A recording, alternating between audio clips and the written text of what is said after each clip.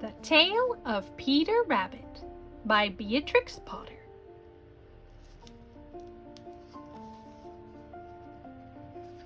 The Tale of Peter Rabbit.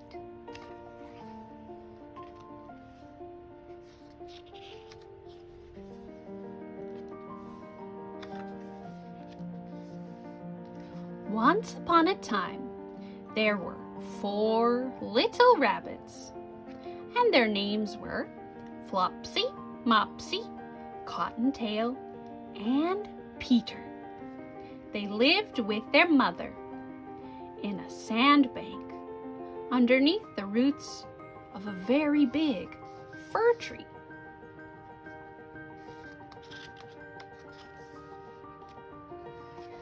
"Now, my dears," said old Mrs. Rabbit one morning, "you may go into the field or down the lane, but don't go in to Mr. McGregor's garden."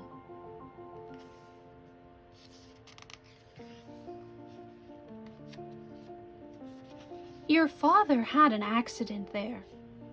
He was put in a pie by Mrs. McGregor.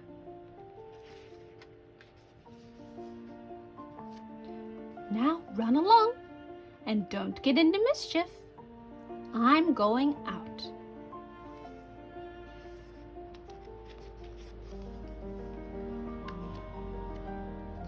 Then old Mrs. Rabbit took a basket and her umbrella and went through the woods to the baker's. She bought a loaf of brown bread and 5 currant buns. Flopsy, Mopsy, and Cottontail, who were good little bunnies, went down the lane to gather blackberries.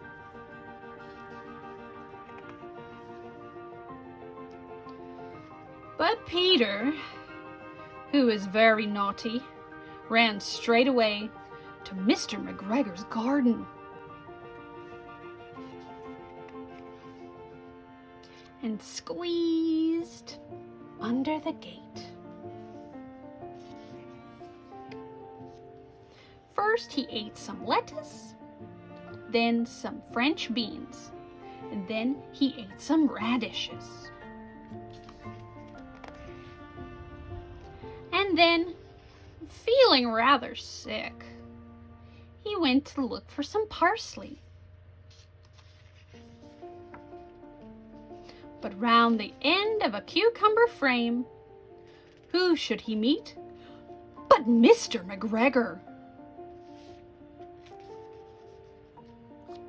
Mr. McGregor was on his hands and knees planting out young cabbages. But he jumped up and ran after Peter, waving his rake and calling, "Stop, thief!"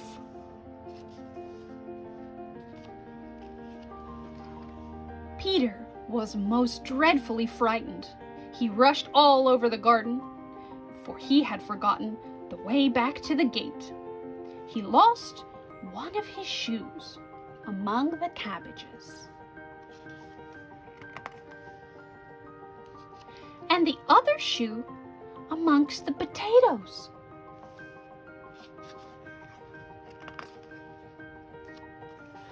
After losing them, he ran on 4 legs and went faster, so that I think he might have gotten away altogether if he had not unfortunately ran into a gooseberry net and got caught by the large buttons on his jacket. It was a blue jacket with brass buttons, quite new. Peter gave himself up for lost and shed big tears. But his sobs were overheard by some friendly sparrows, who flew to him in great excitement and implored him to exert himself. Mr. McGregor came up with a sieve, which he intended to pop upon the top of Peter, but Peter wiggled out just in time, leaving his jacket behind him.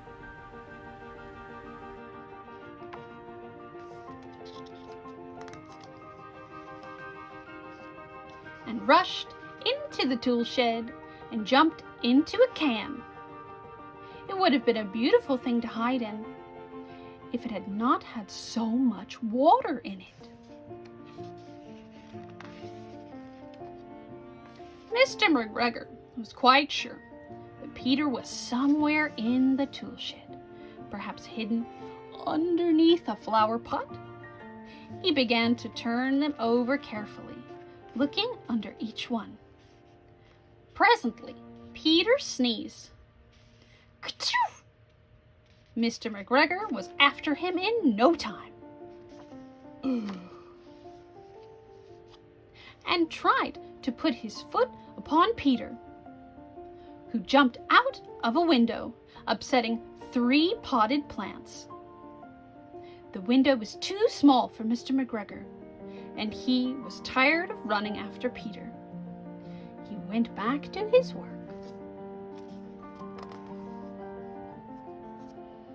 Peter sat down to rest. He was out of breath and trembling with fright, and he had not the least idea which way to go.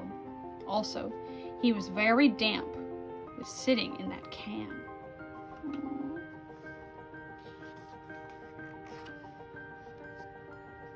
After a time, he began to wander about, going lippity-lippity, not very fast, and looking all around.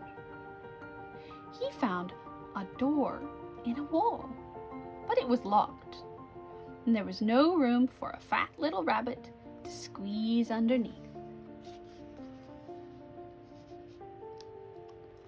An old mouse was running in and out over the stone doorstep, carrying peas and beans to her family in the wood. Peter asked her the way to the gate, but she had such a large pea in her mouth that she could not answer. She only shook her head at him, and Peter began to cry.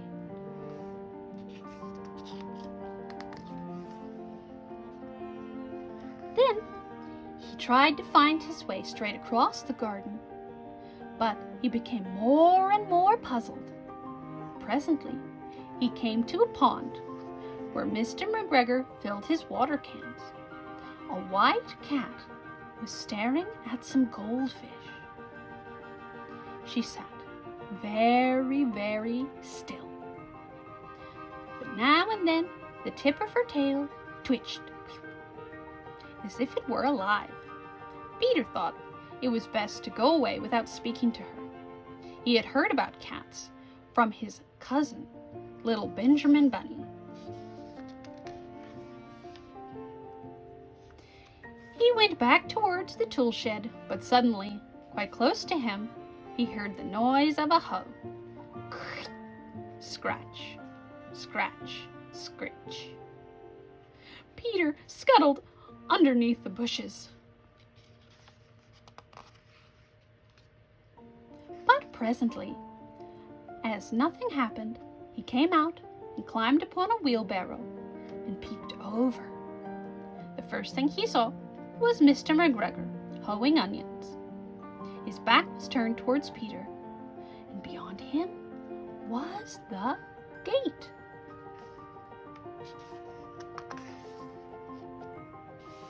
Peter got down very quietly off the wheelbarrow and started to run as fast as he could. Along a straight walk behind some black currant bushes. Mr. McGregor caught sight of him at the corner, but Peter did not care. He slipped under the gate and was safe at last in the woods outside the garden. Mr. McGregor hung up the little jacket and shoes for a scarecrow to frighten the blackbirds. Peter never stopped running or looked behind him till he got home to the big fir tree.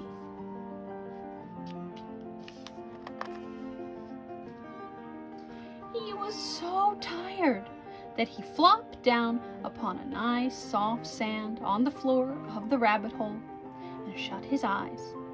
His mother, who was busy cooking, was wondering what he could have done with his clothes. It was the second little jacket and pair of shoes that Peter had lost in a fortnight. I'm sorry to say that Peter was not very well during the evening. His mother put him to bed and made some chamomile tea, and she gave a dose of it to Peter, 1 tablespoon to be taken at bedtime. Poor Peter. But Flopsy, Mopsy, and Cottontail had bread and milk and blackberries for supper.